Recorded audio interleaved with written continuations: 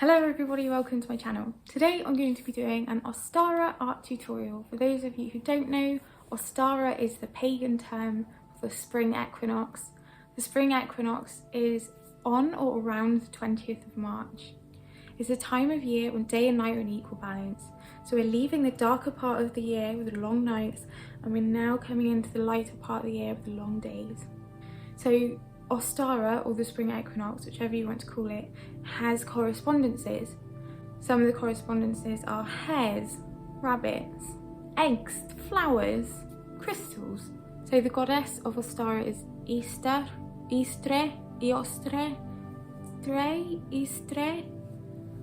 I really don't know how to pronounce her name.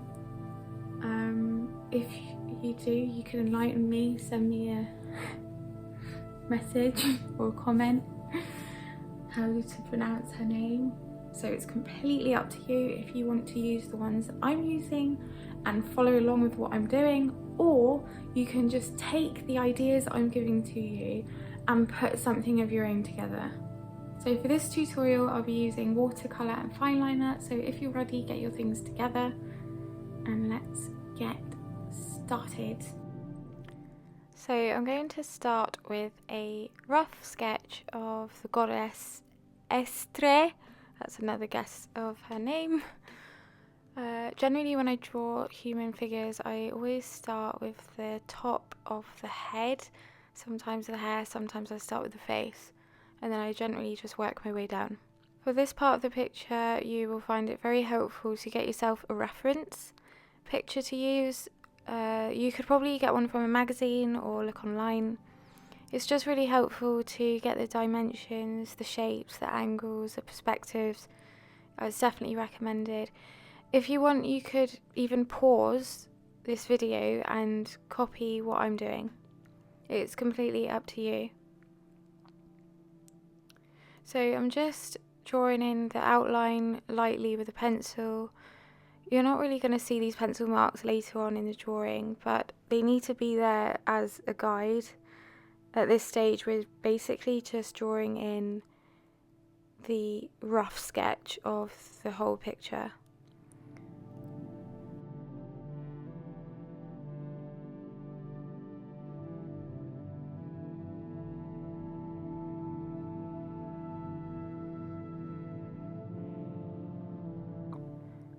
So now that we've drawn the figure of the goddess, it's time to start adding in some of the other correspondences of Ostara. So I'm going to start with the next biggest figure, which is the hair. And when I'm drawing in the hair, I'm using a reference picture to help me. I'm basically taking into consideration the size of the hair in comparison to the size of the goddess. So keeping that in mind, I'm basically adding in this rough outline again with a pencil, and I wanted the hair to be facing towards her because it makes the picture feel more whole, if you can see where I'm coming from. You don't have to do that. You can have it so the hair is facing the front or the side or a corner, however you want to do it. You do it as you like. You don't even have to draw in a hair if you don't want to. But to me, a hair is really, really symbolic of Ostara. So it is quite important. So continuing on with the sketch. At this point, I'm not really sure what I'm doing with her foot and the hair. There seems to be a bit of a strange area. So I'm just going to leave it as a rough sketch for now, and then I'm sure it will fall into place later on. I'm not going to worry about it too much at the moment. So let's draw in some eggs, because the eggs are massively symbolic of Ostara, and I definitely, because they are small in shape, I'm going to bring them towards the front. I mentioned in the beginning of the video that the spring equinox is a time of year when day and night are in equal balance. So this to me is the most important aspect of the spring equinox. So I'm really going to try and show that in this drawing.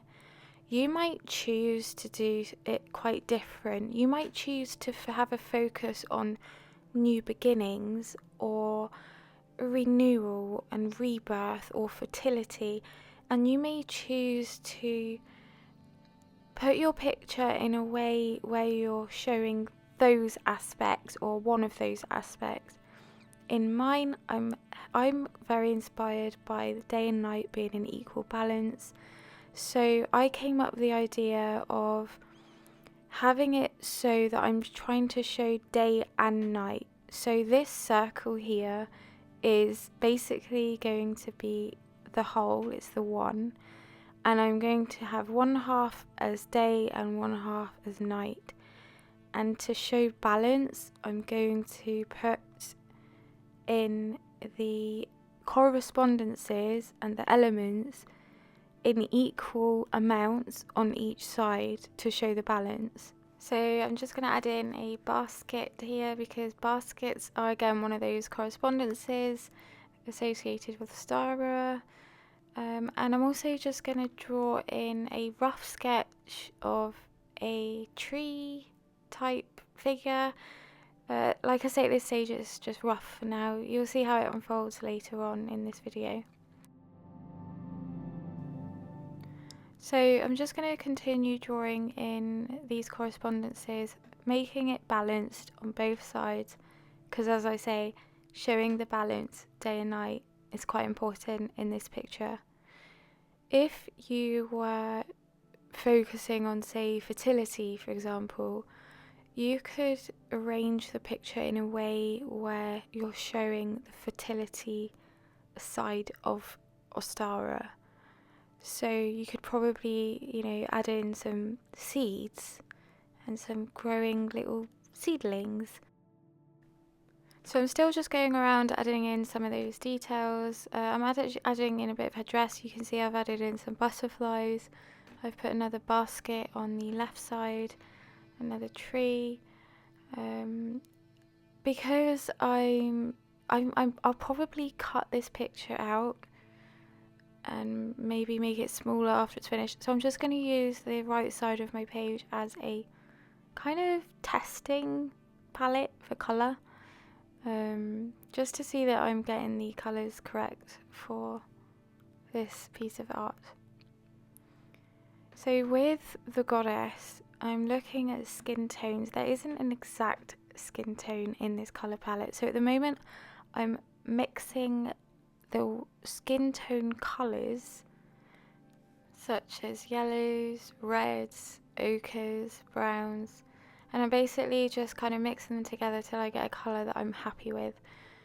And then I'm going to use water as so obviously water will thin out the watercolours, and the way watercolours works is so that you basically use more water for a lighter shade.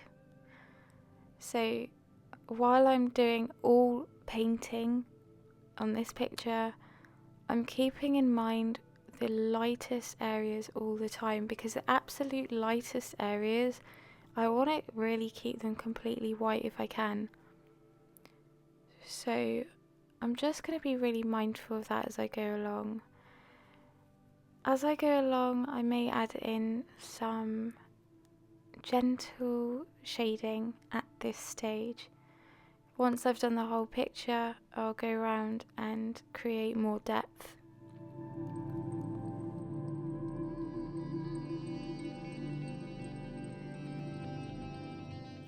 As I'm doing this, I am going around with my eraser and I'm rubbing out the lines just before I'm about to paint in, because the pencil lines will probably show up through the paint. So I basically just want to remove those just before I'm about to add the paint, and I'm just going to do it lightly so I can still see a faint line there. At this stage of starting the painting, I'm going to give you a very brief lesson on shadow and light. I should do a separate video on shadow and light because it is such an important aspect of any painting and drawing. Now, briefly, so I'll explain it in the picture that I'm doing. So if you imagine that I, as the drawer and painter, I'm the light source. So imagine the light is coming directly from me. So where would the highlights be? Where would the shadows be? So in the case of the goddess, the highlights would be on her front of her leg, on the side of her thigh, on the side of her right forearm, maybe a bit on her shoulder, her cheekbones, a bit of her nose, her forehead. So those areas are going to be highlighted, and then the back of the arm, the back of the shoulders are going to have more shadow because that's where the shadow is. So that's just a really brief lesson on shadow and light. You need to keep this in mind for the whole picture. So unless you're doing something a lot more complicated where there's lots of different light sources, but let's just keep it simple and have the light source coming from one direction.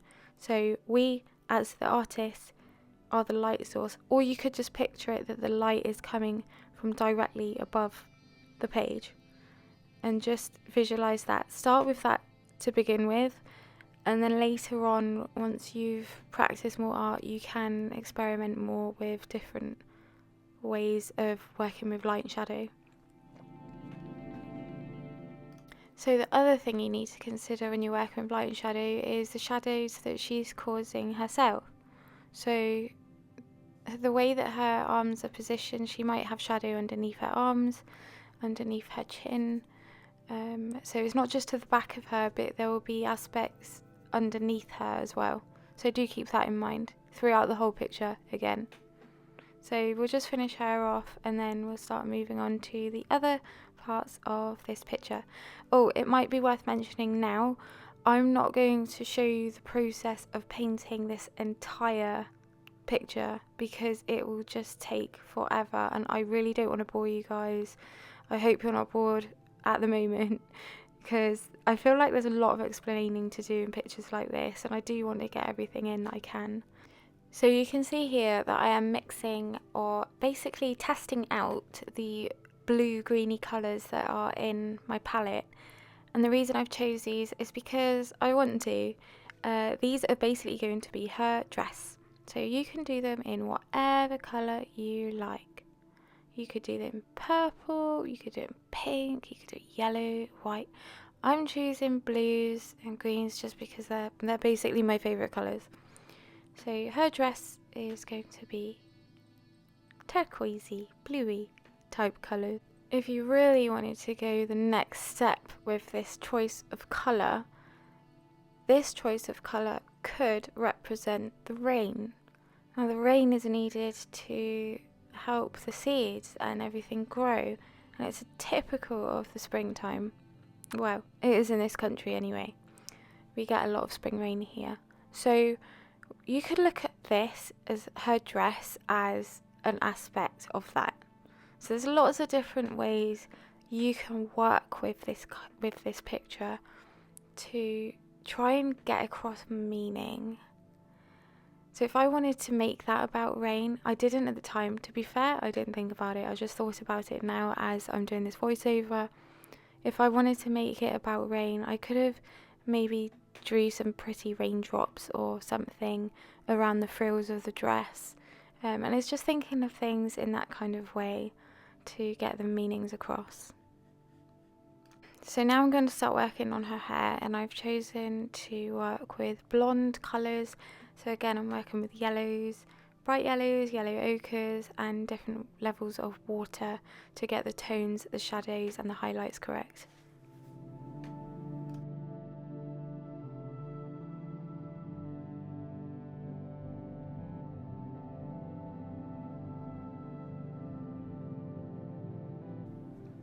So now I've done her hair, I'm going to start adding in some shading and highlights to her face.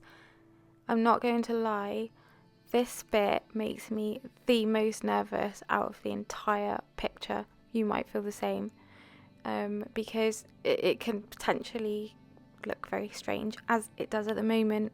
But I know it's not going to look like that later on once I start adding in the pen.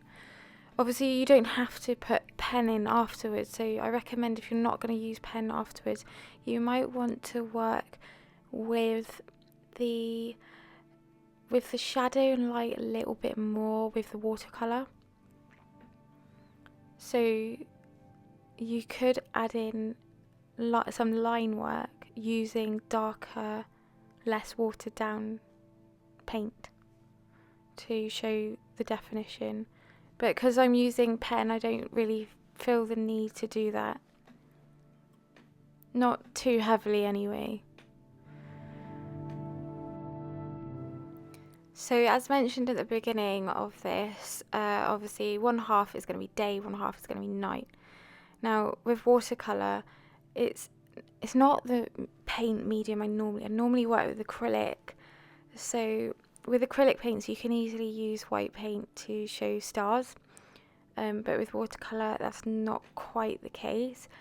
So I decided to draw in those little circles so I know to keep those areas paint free. I'm going to keep them white by the paper and then I can rub them out later on. It's just to give that starry-like effect. At the moment I'm going in with this blue shade, which is fairly dark, it's not too dark, and then I'm going to add in darker shades a bit later on. So I'm just going to go and do this in the background of this section of this picture.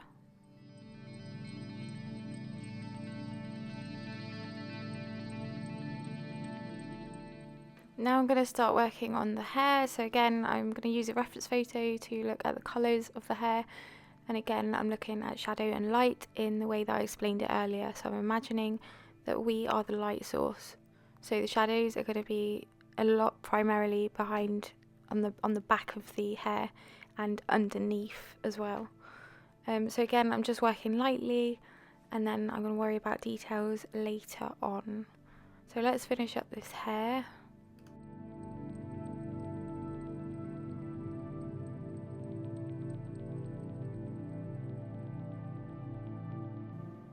Now let's paint in some butterflies. I've chosen this colour just because I really like it. Also, it looks really nice against the dark blue. Once I finish with the butterflies, I'm going to start painting in these flowers, and I'm very lucky that I got a nice pretty little pink flower which I'm using as a reference. It's quite nice to have this actually because I feel like already this drawing is being blessed by the energy of this flower.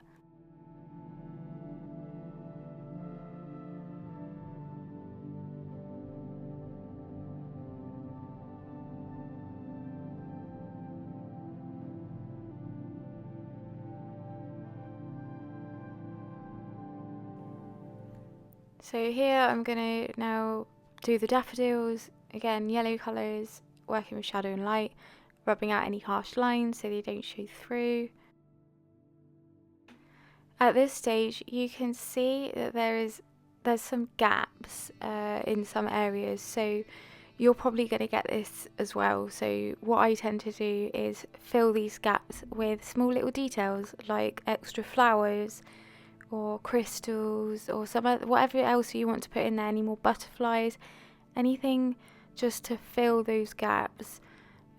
So I've chosen to use sort of purpley type flowers because I know that in February and March sort of time, the flowers that are coming out there's a lot of violets, and you'll see this colour in nature in quite a few places, so I just thought that would be a really nice addition to this picture. You may find that you'll get to certain areas or certain parts of the picture and you'll feel that you want to make some areas darker, like I am here. So it's a really good idea to let the paint fully dry and then go back in with darker paint. And then what you can do is, once that's dry, or even at this stage, you could use a bit of water and blend the colours in together. Or not, you don't have to. You can do whatever you like. Sometimes it's just nice to have that really blended look, and sometimes it's not. So I'm just going to continue doing this until I'm happy. Now I'm going to start painting in the eggs, and I'm choosing these purpley blue colours because I really like them. You can choose whatever colours you like. You can have them so that they match, you can have them so they're completely random, or you can have it so they're opposites.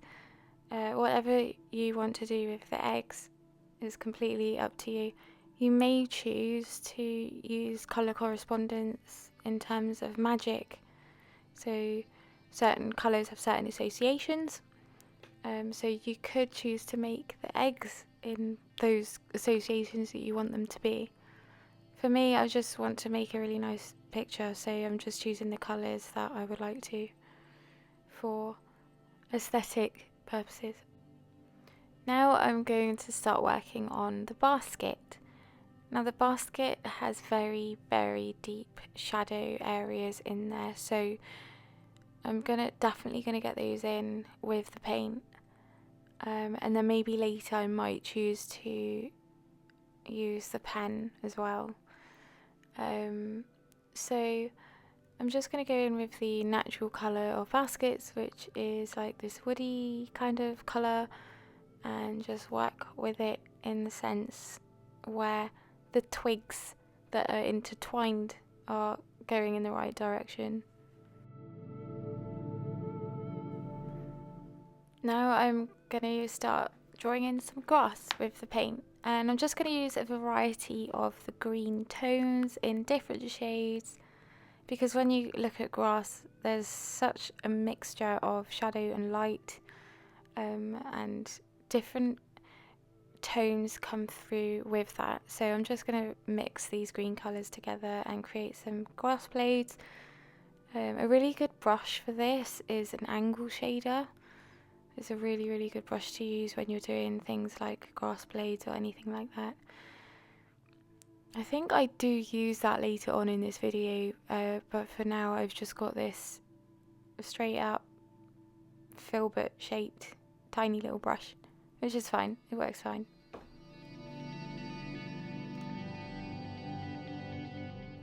Now I'm going to start painting in the branches, the tree type figures that I said earlier, and the leaves. Some of you may argue that, well, leaves aren't quite as they are at this time of year, but don't forget there are trees that do have leaves all year round. So actually this could be quite an important aspect of the whole picture. You may choose to draw in some little bud type leaves or whatever you want to do. It's just another thing to think about in terms of the growth cycle and the changing seasons, is the stages of the growth of leaves. For purposes of this drawing, I'm just basically drawing in fully grown leaves as if it's an all year round leafed tree. And as you can see, something quite nice happened here by accident. I didn't mean to do it, but the tree kind of interlinked with the basket. So it kind of looks like the basket is coming from the tree itself, so it's all interlinked. Sometimes little things like this happen in drawings like this, and it's really, really nice. You didn't intend for it, it just kind of works. So the last bit that I'm going to do here is I'm basically just going to go straight in with a green colour and kind of paint like this lawny type grass. And then what you can do is, once it's dry, you could go back over this lawny type grass and draw in some of those blades. It works really well doing it like this when the paint's already dry. So here is the picture painted to an undetailed level. So by that I know that I'm going in with fine liners, so I'm not focusing too heavily on the detail with the paint at this stage. If I wasn't going to work with the fine liners, then I would be working very hard getting the detail using the paints. So before I start working with the fine liner pens, I definitely feel like I want to draw in a rough sketch of her face with a pencil first, because I really don't feel very confident with it. So for any areas that I'm not confident with putting the pen straight on, I'm definitely going to go over with a pencil first. in any part of the picture. This is where having a reference picture is really useful. In this drawing, I don't have one. I'm basically working from my mind. So I'm having to kind of figure out the shadows and the angles, and it is very challenging, but I'm quite happy with the outcome anyway, so it's fine. It worked quite well.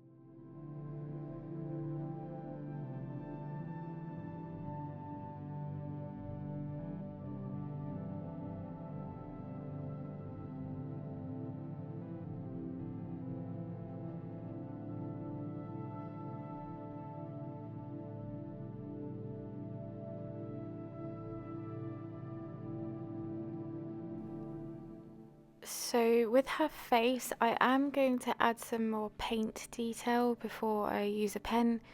I don't really want to put too much black pen and harsh lines on her face really, so I've decided I'm going to use the paint to create more shadows and highlights on her face at this stage, and then I'm just going to use the pen for finer details like the eyelashes and the shadow in between the mouth, etc.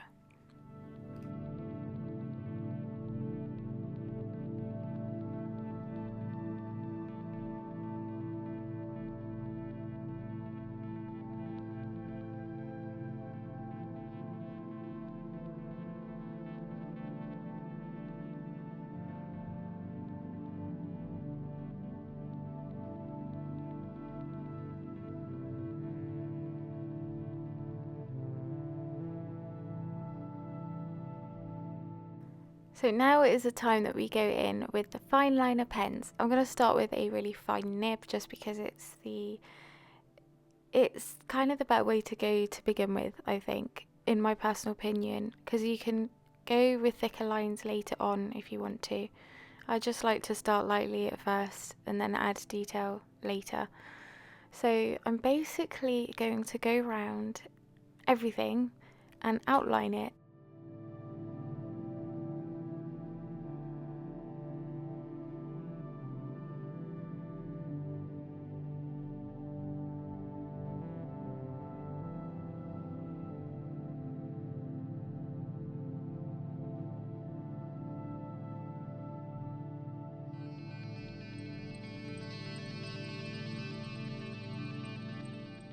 Here you can see that I'm going in between all those shadows and the baskets, and I'm actually using a thicker pen just because it's easier. I'll just give you a little word of warning with using pens over paints. Now, working with pen over thinned out paint, so very thinned out paint, is absolutely fine. I haven't had any experience with hurting my pen. Whereas when you go over the thicker areas of paint, I just don't think the pens like it very much, because paint has actually like an oil base to it, and I don't think the nibs like that. So just do bear that in mind. Try and stay away from areas of paint that are quite thick when it comes to using your pen, or at least try and go next to the bit with the paint if you're outlining.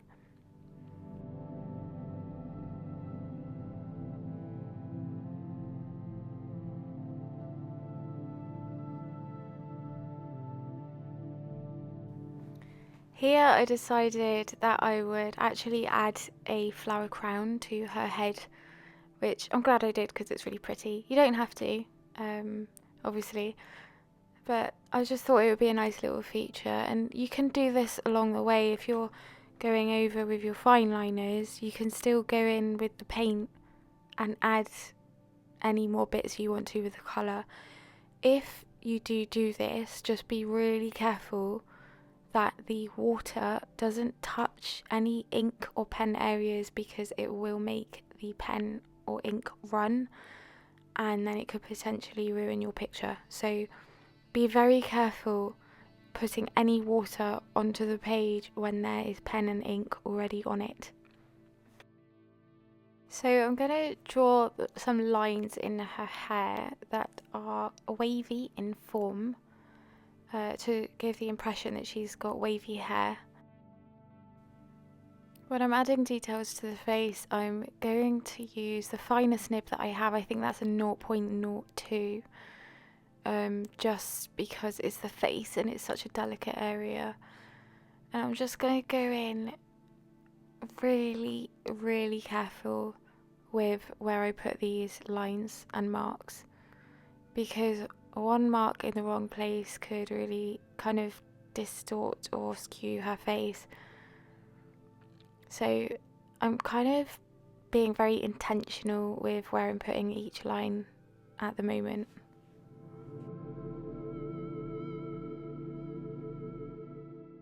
Here I'm just going to add in some definition to the waviness of her hair by adding some shaded areas.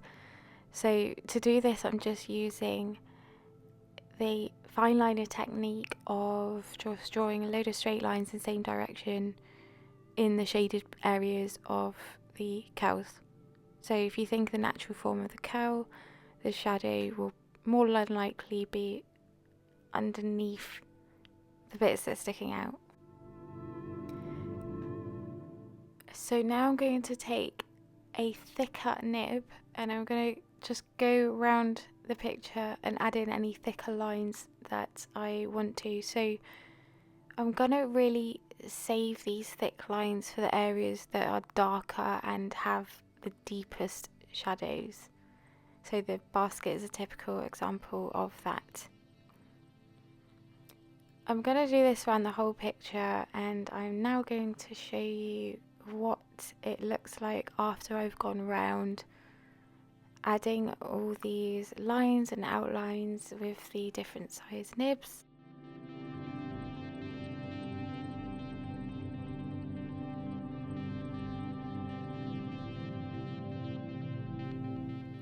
Here I'm going to go around the circle with it's almost like a mandala type patterned outline edge, just to go around the circle, just because I think it looks really pretty, and also because it gives you this sense of energy and movement. So now I've just added in some whiskers, and I'm literally just going in for some final details within the picture.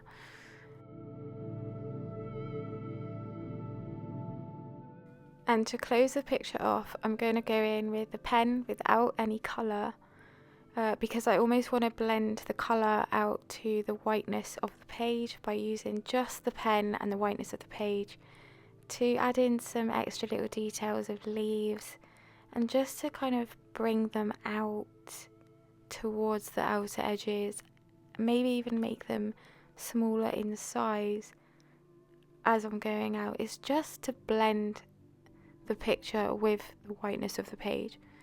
I just think it's a really pretty effect. You don't have to do this. I just think it works really well to close the picture off. So this tutorial is now coming to an end. I really hope you guys enjoyed it. Thank you so much for watching if you made it all the way through. I really hope it went well for you if you did try this. Let me know how it went in the comments. Thank you so much for watching. Please give it a like if you liked it, and subscribe to my channel for more content like this in the future. Have a lovely spring equinox and Ostara. Thank you.